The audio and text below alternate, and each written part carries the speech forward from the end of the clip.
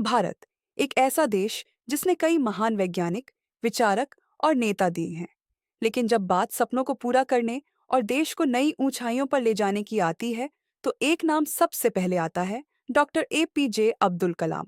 आज हम बात करेंगे मिसाइल मैन ऑफ इंडिया की, जिनकी कहानी प्रेरणा और संघर्ष से भरी है। दोस्तों, तारीख 15 अक्टूबर 1931 को तमिलनाडु के रामेश्वरम में एक गरीब मुस्लिम परिवार में जन्मे अबुल पकीर जैनुलाब्दीन अब्दुल कलाम अपने माता-पिता के 5 बच्चों में सबसे छोटे थे। उनके पिता जैनुलाब्दीन एक नाविक थे और माँ आशियम्मा एक गृहिणी। हालांकि उनका परिवार आर्थिक रूप से कमजोर था, लेकिन उनके माता-पिता ने शिक्षा को सबसे अधिक प्राथमिकता दी। बचपन में ही अब्दुल कलाम ने अखबार बेचकर अपने परिवार की मदद करनी शुरू कर दी। कलाम जी बचपन से ही पढ़ाई में बहुत रुचि रखते थे, खासकर गणित और विज्ञान में। उन्होंने अपनी स्कूली शिक्षा रामनाथपुरम श्वार्ट्स हाई स्कूल से पूरी की। इसके बाद उन्होंने मद्रास इंस्टीट्यूट ऑफ टेक्नोलॉजी से एरोस्पेस इंजीनियरिंग में डिग्री हासिल की। एक बार जब उनके शिक्षक ने उन्हें एक हवाई जहाज का मॉडल बनाकर दिखाने का कहा, तो उन्होंने इसे बड़ी मेहनत से बनाया। यह उनकी लगन और प्रतिबद्धता का पहला संकेत था। अपनी पढ़ाई पूरी करने के बाद अब्दुल कलाम ने रक्षा अनुसंधान एवं विकास संगठन डीआरडीओ और फिर भारतीय अंतरिक्ष अनुसंधान संगठन आईएसआरओ में काम किया। 1969 में उन्होंने एसएलवी-3 सैटेलाइट लॉन्च व्हीकल परियोजना का नेतृत्व किया, जिसने भारत का पहला स्वदेशी उपग्रह रोहिणी को अंतरिक्ष में सफलतापूर्वक स्थापित किया। इसके बाद उन्होंने भारत के मिसाइल कार्यक्रम को नई दिशा दी। अग्नि और पृथ्वी जैसी मिसाइलों के विकास में उनका योगदान इतना बड़ा था कि उन्हें मिसाइल मैन ऑफ इंडिया कहा जाने लगा।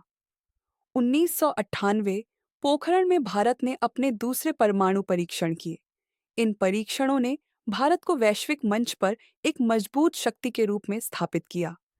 डॉक्टर कलाम ने इन परीक्षणों में महत्वपूर्ण भूमिका निभाई। उन्होंने अपने नेतृत्व और वैज्ञानिक दृष्टिकोण से यह साबित कर दिया कि भारत न केवल एक आत्मनिर्भर देश है, बल्कि वह अपने रक्षा क्षेत्र में भी आत्मनिर्भर बनने की ओर अग्रसर है। 2002 में डॉक्टर एपीजे अब्दुल कलाम भारत के 11वें राष्ट्रपति बने। उन्हें जनता का राष्ट्रपति कहा गया, क्योंकि उन्होंने आम जनता, विशेष रूप से युवाओं के साथ गहरा संबंध बनाया। उन्होंने राष्ट्रपति भवन के दरवाजे छात्रों और वैज्ञानिकों के लिए खोल दिए। उनकी किताबें, भाषण और विचार आज भी लाखों युवाओं को प्रेरित करते हैं। डॉक्टर कलाम ने कई किताबें लिखीं, जिनमें wings of fire, ignited minds और इंडिया 2020 प्रमुख हैं। उनका मानना था कि भारत का भविष्य उसके युवाओं के हाथ में है। उन्होंने हमेशा छात्रों को अपने सपनों को बड़ा बनाने और कठिन परिश्रम करने की प्रेरणा दी। 27 जुलाई 2015 को शिलांग में एक व्याख्यान देते समय डॉक्टर कलाम को दिल का दौरा पड़ा और उनका निधन हो गया।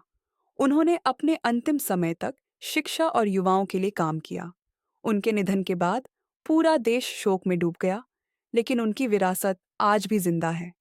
डॉक्टर एपीजे अब्दुल कलाम ने हमें सिखाया, सपने देखो और उन्हें पूरा करो। कठिन परिश्रम का कोई विकल्प नहीं है। हमेशा दूसरों को प्रेरित करो और उनके जीवन को बेहतर बनाओ। सफलता का अर्थ केवल धन नहीं, बल्कि समाज में योगदान है। डॉक्टर कलाम की कहानी हमें दिखाती है कि एक साधारण व्यक्ति भी अपनी मेहनत और जुनून से दुनिया बदल सकता है। डॉक्टर एपीजे अब्दुल कलाम न केवल एक वैज्ञानिक और राष्ट्रपति थे, बल्कि एक ऐसे व्यक्तित्व थे जो हर भारतीय के दिल में बसे हुए हैं। अगर आपको यह कहानी प्रेरणादायक लगी, तो इस वीडियो को लाइक करें, अपने दोस्तों के साथ शेयर करें और हमारे चैनल को सब्सक्राइब करें। आज के लिए बस इतना ही। याद रखें, आकाश की ओर देखो और सितारों को छूने का सपना देखो। धन्यवाद।